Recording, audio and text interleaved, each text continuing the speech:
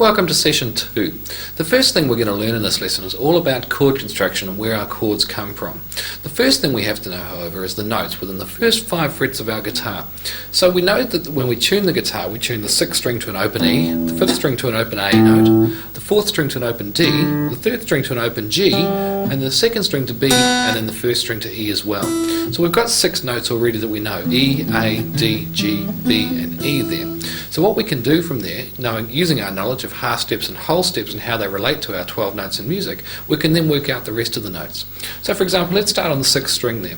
We know we've got an open E, and we know from our theory that it's a half step from an E to an F, so naturally the F must be on the 1st fret of the 6th string. So that's an F note, and we know there's a whole step between F and G, so we have a G on the 3rd fret, and then we know we have a whole step between G and A, so that must be an A note on the 5th fret as well. So we've just worked out the notes in the first 5 frets for the 6th string. So let's do the 5th string. We have an open A to start with. We have a whole step from A to B, so there's a B there on the 2nd fret. We have a half step from B to C, so there's a C note on the 3rd fret. We have a whole step from C to D, so there's D on the 5th fret, and etc. Now you can see on the screen and also in your book there's a table there which is a chord diagram, or a chord diagram shape, with all the different notes there. What you'll have to do is memorize those notes, and that's the really tricky part. It's easy to work them out, it's very hard to memorize them, however. So really work hard on it and get to know them. You'll need to know it for our chord construction and what we're doing with our songwriting there. So go forth and really memorize them, and we'll see you shortly.